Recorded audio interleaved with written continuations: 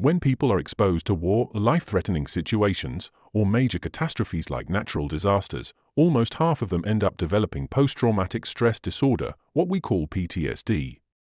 At first, it often starts as a strong, acute stress reaction, but if the symptoms continue for more than 30 days, it becomes PTSD. The most common symptoms people go through are things like re-experiencing the trauma, flashbacks, nightmares, having serious trouble sleeping, and avoiding people or places that bring back the memories. They often feel emotionally numb, disconnected from loved ones, lose interest in life, and feel constantly irritated or on edge.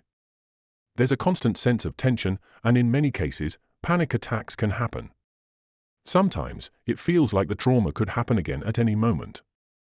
When a person goes through a trauma, like a war event or a life-threatening moment, the brain immediately activates the stress response system. This means the amygdala, which senses danger, sends a strong alarm signal. Right after that, two key hormones shoot up, cortisol and adrenaline. These hormones are meant to protect the person. They increase heart rate, raise blood pressure, sharpen alertness, and prepare the muscles to fight or escape. But in PTSD, this system doesn't turn off properly. Instead, the body stays in a hyperarousal state, as if the danger is still happening. That's why the person feels constantly on edge, can't relax, and may suddenly react to small triggers, like loud sounds. Over time, this overactivated system causes damage. The brain regions that regulate fear and memory, mainly the amygdala, hippocampus, and prefrontal cortex, become unbalanced. Studies show the amygdala becomes overactive, while the hippocampus, which helps separate past from present, shrinks and weakens. That's why the trauma feels like it's happening again, even if it's long over. So, the main idea in treating this kind of stress and trauma-related distress is to reduce high cortisol and adrenaline, and to help the brain process the trauma properly, especially by supporting areas like the hippocampus, which help separate the past from the present. The goal is to calm the overactive stress system and bring back emotional balance. Fortunately, treatment is possible, and in many cases, it's highly effective. And now, let's talk about how to treat and how to manage these PTSD symptoms, step by step.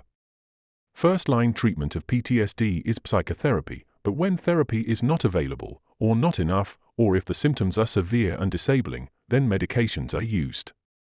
From medications, selective serotonin reuptake inhibitors, or SSRIs, are the first-line treatment.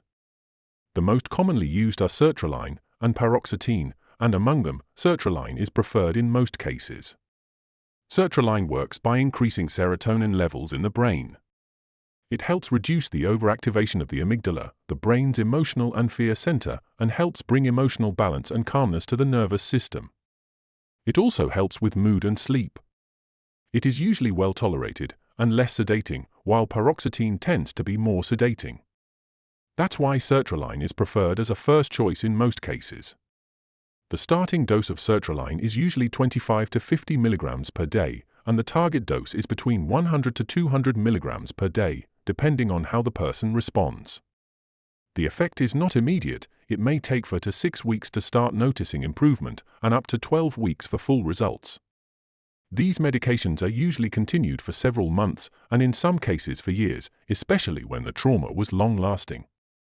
When the symptoms improve and the person feels stable, gradual tapering is important to avoid withdrawal symptoms.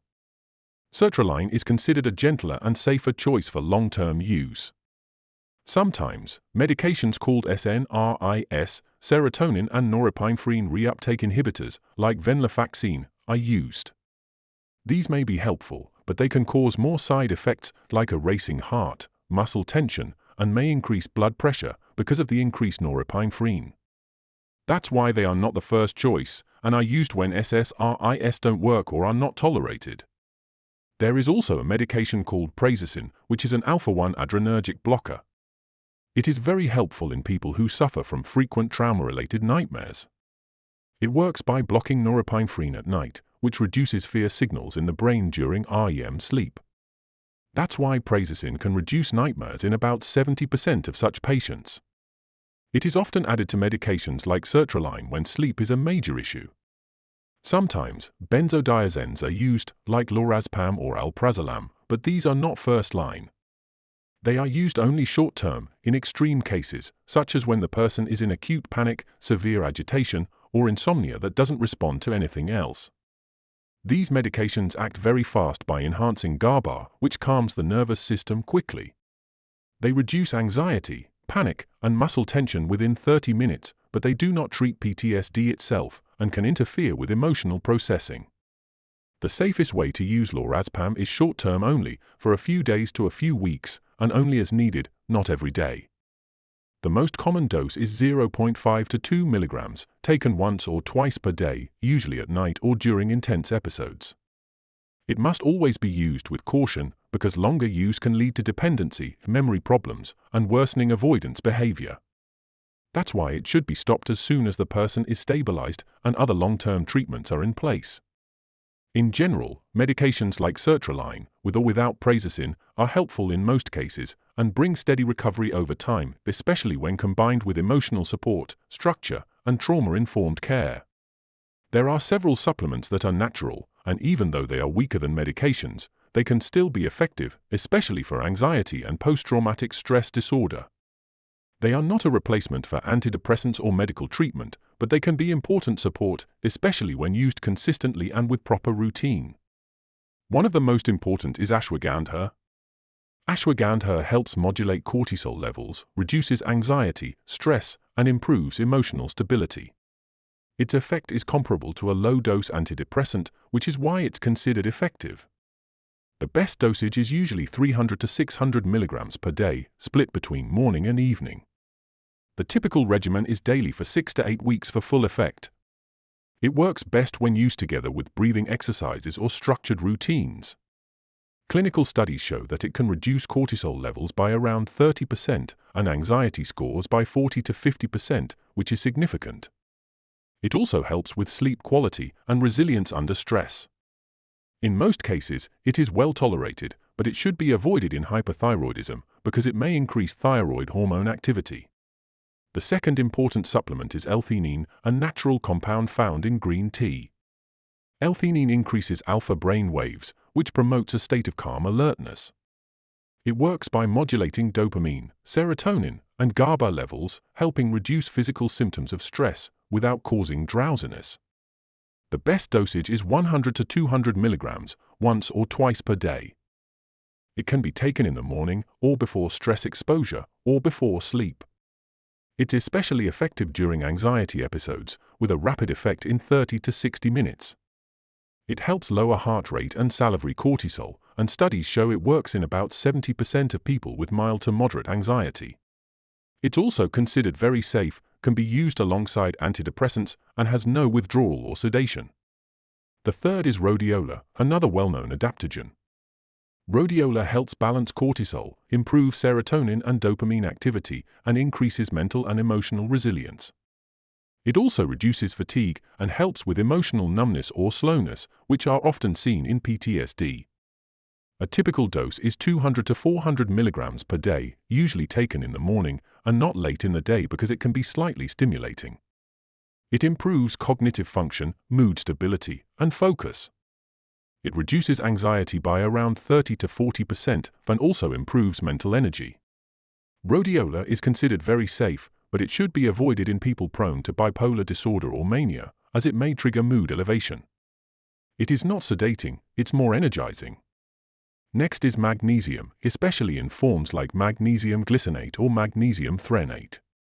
Magnesium helps regulate NMDA receptors in the brain and reduce excitability. It supports GABA function, lowers physical tension, improves sleep, and helps the nervous system respond better to stress.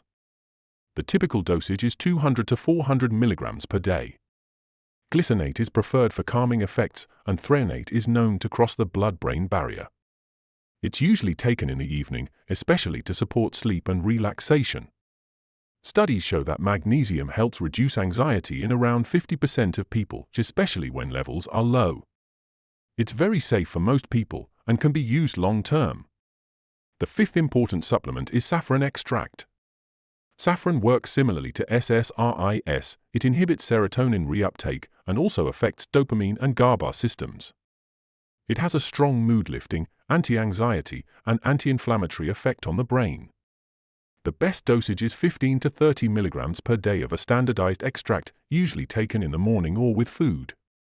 It takes about 2 to 4 weeks to start working. Studies have shown that saffron can work similarly to fluoxetine, and it reduces depressive symptoms in about 50 to 60% of people. It also helps with emotional flatness, numbness, and low motivation seen in trauma survivors. It's generally very safe, but high doses, above 60 milligrams, should be avoided. It can also be safely combined with other supplements or medications, but ideally under supervision. During post-traumatic stress disorder, or during any period of severe stress, it's important to minimize outside stimuli as much as possible and create a calming, safe zone around you.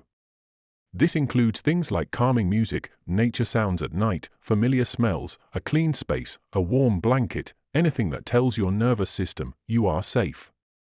All of these reduce emotional reactivity and help your brain and body begin to settle. Simple grounding techniques are also very important. For example, you can just sit quietly and breathe slowly for about 4 minutes. One of the best methods is called square breathing, 4-4-4-4. Inhale for 4 seconds, hold for 4 seconds, exhale for 4 seconds, and hold again for 4 seconds. This simple rhythm helps reduce cortisol and adrenaline levels and slowly trains your body to step out of survival mode. Do this once or twice a day, ideally in the morning, and again in the evening, especially after stressful events. It also helps to build a small daily routine, even one simple task at the same time every day. For example, drink a glass of water slowly at the same time every morning, or write one sentence in a notebook describing how your body feels right now. These small actions reactivate the prefrontal cortex, which is the part of your brain that helps reduce emotional fog, helplessness, and gives you back a sense of control. Another important practice is emotional labeling, without pressure. Not what are you thinking, but rather how does your body feel today? Ask yourself, is your chest tight? Is your jaw clenched? Are your legs restless? Let yourself describe the sensations, not the thoughts. Over time, this opens the door to emotions, even when words feel stuck. It improves interoception, which means body awareness, and this is something that's often damaged by trauma. And just as important as all of this is connection. Safe, gentle, quiet connection. In many cases, it's not about talking, but simply about being there. If your loved one is nearby, your physical presence is already powerful. But even if you are far away, you can still support them. Just one calm voice message per day, with a soft tone and no pressure, no questions. The goal isn't to solve anything, just to say, softly and simply, I'm here. I'm here. I'm here. Because when the stress is ongoing, there is no need to dig into trauma. The priority is emotional stabilization. Helping the body and brain feel just a little bit safer, more grounded, and less overwhelmed. And when the time comes, when cognitive behavioral therapy, or CBT, becomes available, it becomes one of the most effective first-line treatments. CBT helps bring clarity, balance, and healing. But before therapy begins, the goal is simple. Stabilize. Breathe. Anchor. Connect. Because safety is what the nervous system needs first, before anything else can begin. For acute anxiety and stress, the safe and fast-acting medication often used is hydroxin, also known as Atarax or Vistral. It is actually an antihistamine, but unlike regular allergy medications, it also has strong anxiolytic, anti-anxiety effects. What makes hydroxin different is that it blocks anxiety signals in the brain, without causing addiction or sedation like stronger drugs. Compared to diphenhydramine, like Benadryl, or other first-generation antihistamines, hydroxin is often better tolerated for anxiety. It has less anticholinergic effect than diphenhydramine, meaning it causes less dry mouth, constipation, or confusion, especially in older adults. While both are sedating antihistamines, hydroxin is more targeted for anxiety symptoms and is FDA approved for this use, while diphenhydramine is not. Hydroxin helps with physical anxiety symptoms like heart racing, restlessness, and tension, and also improves sleep, especially when stress makes falling asleep difficult. It calms the central nervous system gently without acting like a sedative drug. The usual dosage is 25 to 50 milligrams, taken once or twice per day, depending on the need. It usually starts working within 30 to 60 minutes, and the effect lasts about 4 to 6 hours. It is considered safe for short-term use, and it does not cause dependency, tolerance, or withdrawal, which makes it a good alternative to benzodiazepines in acute situations. In terms of safety, it's best to use hydroxin for short periods, such as a few days to 2 or 3 weeks, especially during acute stress, panic episodes, sleepless nights, or periods of high emotional overload. It can be used occasionally, or daily. We face storms that shake the ground beneath us, but the journey to healing begins with a single breath, a steady anchor, a voice that whispers, "You are not alone." In the end, the greatest strength is not to fight the storm, but to find safety and peace, even as the world rages on.